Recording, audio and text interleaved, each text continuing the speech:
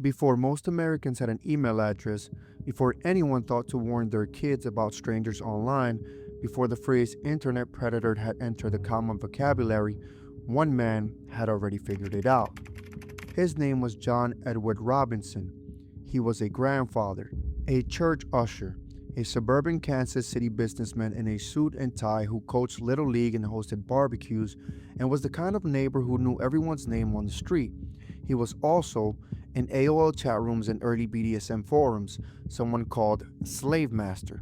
And long before he ever logged on, before the internet gave him the perfect tool, he had already been conning, defrauding, and taking the lives of vulnerable women for 15 years, with a probation officer checking in, with employers vouching for him, with the justice system cycling him in and out of prison, and, every single time, letting him walk back into the world. In June of the year 2000, investigators executing a search warrant on a 16-acre farm in Lynn County, Kansas, found two large drums near a pond. Inside were the remains of two women. Three more drums were found in a storage unit in Missouri. Three more women. The investigation that followed would reach back 30 years, through a criminal record that started in 1969, through a string of fraud convictions, through probation violations, through a missing persons report filed in 1985 for a 19-year-old mother and her 4-month-old daughter, neither of whom have ever been found. The baby, it turned out, had been found all along. She had been living under a different name, raised by Robinson's own brother, who had no idea where she actually came from. Her name was Heather Robinson. She was 15 years old when her uncle was arrested. It would take her years to understand what the arrest meant. John Edward Robinson was born on December 27, 1943, in Cicero, Illinois, the third of 5 children in a working-class Catholic family. By every early account, he was a high achiever. He became an Eagle Scout. He performed as a choir boy and, at age 13, was chosen to conduct a choir performance before Queen Elizabeth II during her visit to Chicago. He earned a diploma from a medical X-ray technician program. He was also, from an early age, someone for whom the gap between image and reality was not a problem to be solved, but a tool to be used. In 1964, he moved to Kansas City and got a job as an X-ray technician at a hospital.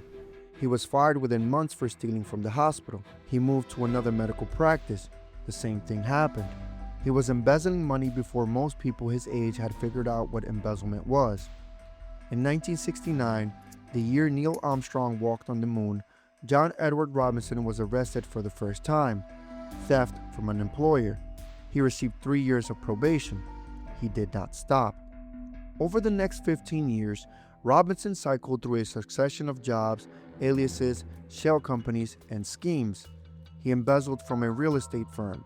He ran a fraudulent Ranch for Boys program. He created fake charitable organizations to solicit donations. He forged documents, wrote bad checks, and stole from employers across Kansas and Missouri. Each time he was caught, he received probation or a relatively short sentence. Each time he was released, he went straight back to what he knew. And all the while, through the embezzlement charges, through the fraud convictions, through the probation officer visits and the court appearances, he maintained the external life of a respectable family man. He was married to Nancy Jo Lynch, whom he had wed in 1964. They had 4 children. They went to church. They were part of the community. His employers consistently described him as charming, reliable, and professional, right up until the moment they discovered he'd been stealing from them. In 1984, Robinson created 2 shell companies, Equi 2 and Equi Plus, and used them to present himself as a legitimate businessman with connections and resources. He advertised positions for young women, offering jobs, training, opportunity.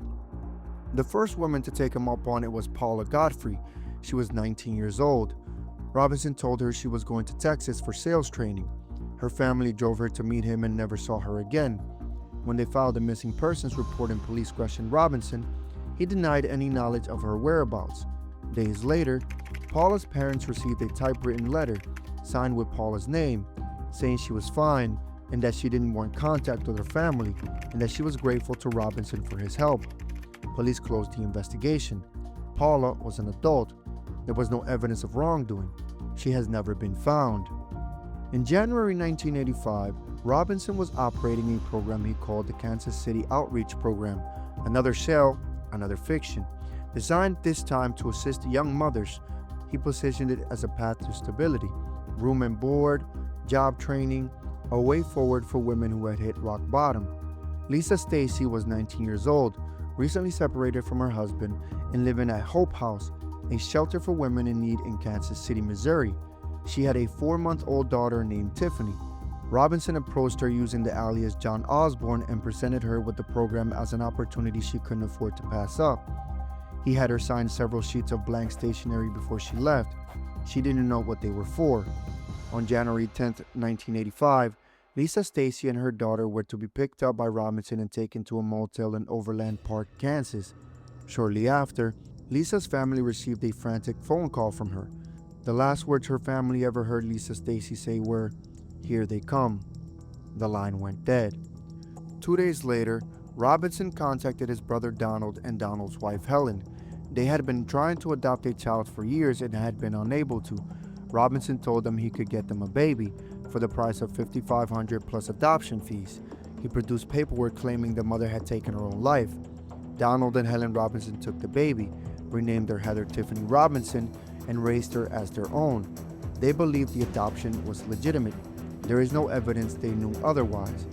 Heather Robinson grew up in the same family as the man who had taken her mother from her. She called him Uncle John. She was 15 years old when he was arrested in 2000. And the truth where she actually came from began to surface. Lisa Stasi's remains have never been found. In 1987, Robinson's accumulating fraud convictions finally caught up with him enough to result in a significant sentence. He went to prison, first in Kansas, then in Missouri, for multiple fraud convictions and probation violations. He would not be released until 1993, 6 years. By the standard of his criminal history, a genuine stretch of time. And in that time, inside the Western Missouri Correctional Facility, he met a woman named Beverly Bonner. She was 49 years old. She was the prison librarian. She was married.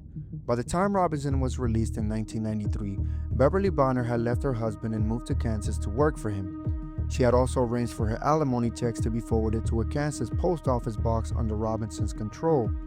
Her family heard from her less and less, then not at all. For years after her disappearance, her mother continued forwarding Beverly's mail. Robinson continued collecting it. Beverly Bonner was already gone. But 1993 brought Robinson something far more powerful than a new victim. It brought him the internet. In 1993, the internet was not what it is today. AOL was mailing floppy disks to suburban homes. Chat rooms were text-only boxes where strangers met under handles they chose themselves. Most Americans who were online were using it to read news or play games. A small but growing subculture was using it for something else entirely. Anonymous connection, fantasy, and communities built around interests that didn't have a home in ordinary life.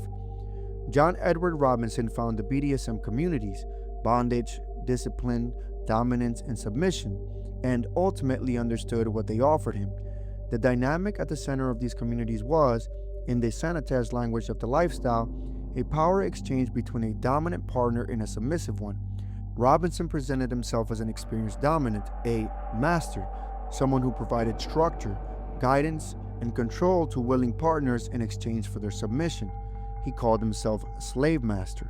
And for women who were drawn to these communities, many of whom were genuinely searching for connection, for structure, for a version of intimacy that felt honest, Robinson was what he had always been, plausible, persuasive, and exactly what he told them he was.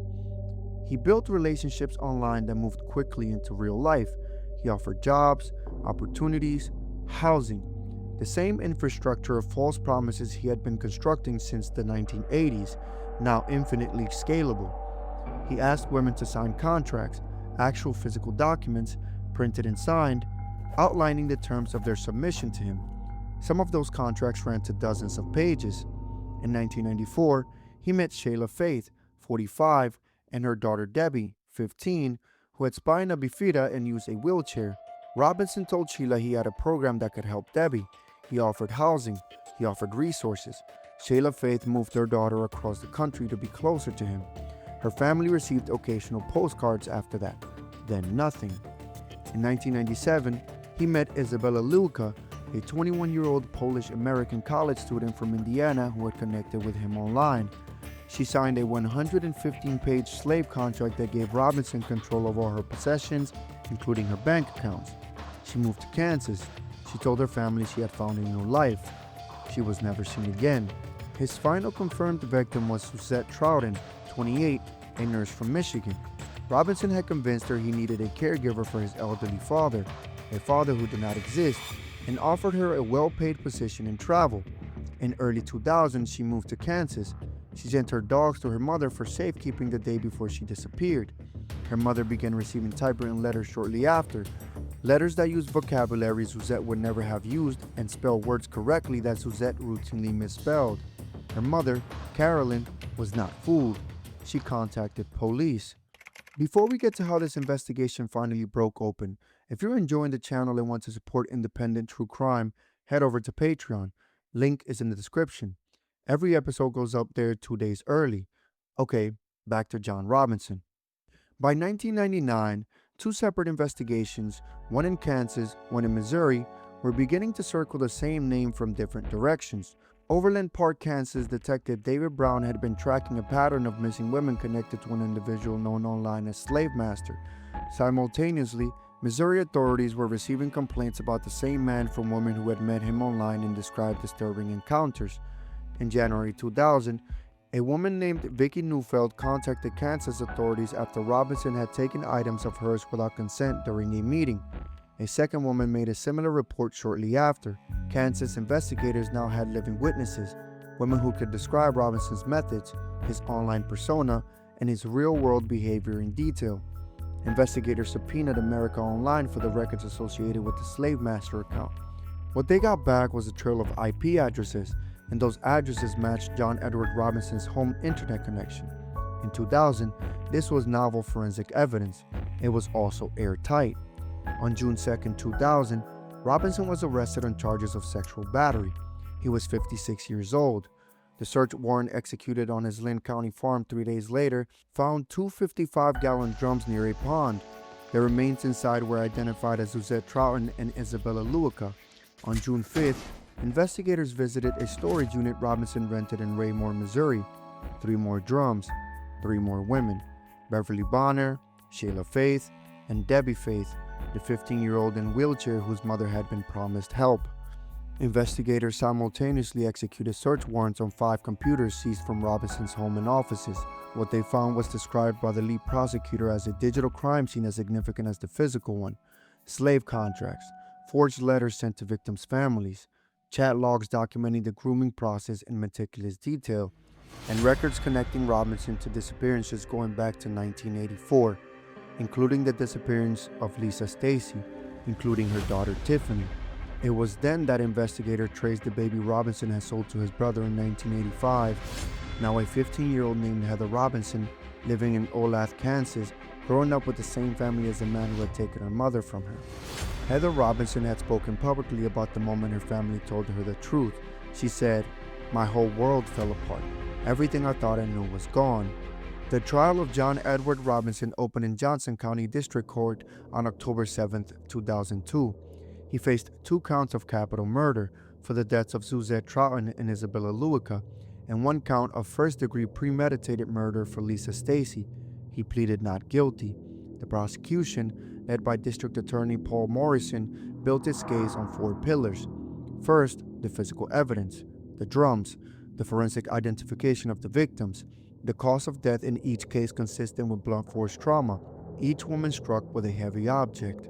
Second, the digital evidence, the IP address records from AOL, the slave contracts, the forged letters, matched the typewriters and printers recovered from Robinson's properties, the computer timestamps showing when documents were created and modified. Third, the blank stationery. Lisa Stasi had signed several sheets of blank paper before her disappearance. Investigators found letters in Robinson's files, supposedly written by Lisa after her disappearance, that had been typed onto paper matching those sheets. The letters described her as happy, well, and wanting no contact with her family. Fourth, Heather Robinson. Now 17 years old, she testified at trial. The adoption documents Robinson had given his brother in 1985 were forgeries. The claim that Lisa Stasi had taken her own life was a lie Robinson had typed onto the blank sheets Lisa had signed. Robinson's defense offered no compelling counter-narrative. His attorneys attempted to challenge the forensic evidence and argue that the digital records had been misinterpreted. The jury was not persuaded. On October 29, 2002, the jury found John Edward Robinson guilty of capital murder for the deaths of Suzette Troughton and Isabella Luica, and guilty of first-degree murder for Lisa Stasi. He was sentenced to death. In 2005, in a Missouri court, Robinson entered into a plea agreement admitting responsibility for 5 additional deaths: Beverly Bonner, Shayla Faith, Debbie Faith, Paula Godfrey, and Catherine Camplet, a woman he had contacted in 1987 through a program for recently released female offenders. In exchange, Missouri sentenced him to life without parole rather than pursuing the death penalty. He currently sits on death row in El Dorado Correctional Facility in Kansas. He is 81 years old. Kansas has not executed a prisoner since 1965. Let's lay it out. 1969, first arrest, theft from employer, probation, no jail time. 1970s, multiple additional charges, embezzlement, check forgery, mail fraud across Kansas and Missouri, probation, short sentences, repeated release. 1984, Paula Godfrey disappears immediately after Robinson places her into a job. Missing persons report filed. Robinson questioned. A typewriter letter arrives. Case closed. Paula is never found. 1985, Lisa Stasi disappears with her 4-month-old daughter. Missing persons report filed the same day. Robinson investigated under the Mann Act. Cannot build sufficient case. Robinson is on probation at the time. Probation not revoked. Lisa is never found. 1985, Robinson sells Lisa Stasi's baby to his own brother using forced adoption documents. His brother believes the adoption is legitimate. No agency, no court, no social worker verifies the paperwork. Heather Robinson grows up in the same family as the man who took her mother. 1987 to 1993, Robinson serves time for fraud convictions. While incarcerated, meets Beverly Bonner, the prison librarian. She leaves her husband and moves to Kansas upon his release. She disappears. Her mail is forwarded to Robinson's P.O. box for years. 1993, released from prison. No restrictions on internet use, a technology that barely exists yet but will become his primary hunting ground within 2 years. 1994 to 1999, operating as Slavemaster across multiple online platforms, takes the lives of at least 4 women during this period. Each disappearance is reported to authorities. Each is treated as an isolated case. No cross-jurisdictional database connects them to Robinson. 1999, 2 separate investigations in Kansas and Missouri are circling Robinson without knowing about each other. It takes until early 2000 for the 2 agencies to connect. June 2, 2000, arrested on sexual battery charges. 31 years after his first arrest, 8 confirmed victims, 2 of them found in drums in his own property. 31 years, every institutional checkpoint failed. Not dramatically, not corruptly, just incrementally, case by case, jurisdiction by jurisdiction. Each failure small enough to feel defensible in isolation. The sum of those defensible failures was 8 women in drums. Are there more victims? 8 victims are confirmed. Investigators have never closed the question of whether there are others. Robinson operated across multiple states for 30 years and was exceptionally skilled at making women disappear in ways that looked like voluntary departure. The typewritten letters, the forged paperwork, the assurances that everything was fine, each of these delayed the point at which a missing persons report was filed, sometimes by months or years. How many women never had a Carolyn Troughton, a mother who noticed the spelling was wrong, who refused to accept the explanation, will never be known. What did Donald Robinson actually know? Robinson's brother Donald and his wife Helen raised Tiffany Stasi as their daughter Heather for 15 years. The legal record established that they accepted forged adoption documents and paid Robinson $5,500 for the baby. The question of whether they had any suspicion about the true circumstances of the adoption was raised during the investigation and never fully resolved to public satisfaction. No charges were ever brought against Donald or Helen Robinson. Heather Robinson, now an adult who has spoken publicly and has been a subject of a 2025 Lifetime documentary, has said that her adoptive parents were themselves deceived. That is her account, and there is no established evidence to contradict it. The jurisdictional gap. The single most significant structural failure in this case was the absence of any mechanism for connecting missing persons reports across state lines in the 1980s and 1990s. Robinson moved victims between Kansas and Missouri. He used aliases that changed with each scheme. Local police departments had no shared database, no protocol for flagging cases with similar MOs across jurisdictions. When investigators from Overland Park, Kansas, and their counterparts in Missouri finally compared notes in 1999, they immediately recognized they were looking at the same man. That recognition came 15 years too late for Paula, Godfrey, and Lisa Stasi. The Internet question. Robinson's case fundamentally changed how law enforcement approached online predator investigations. The AOL subpoena and the IP address evidence that followed was landmark forensic work in 2000.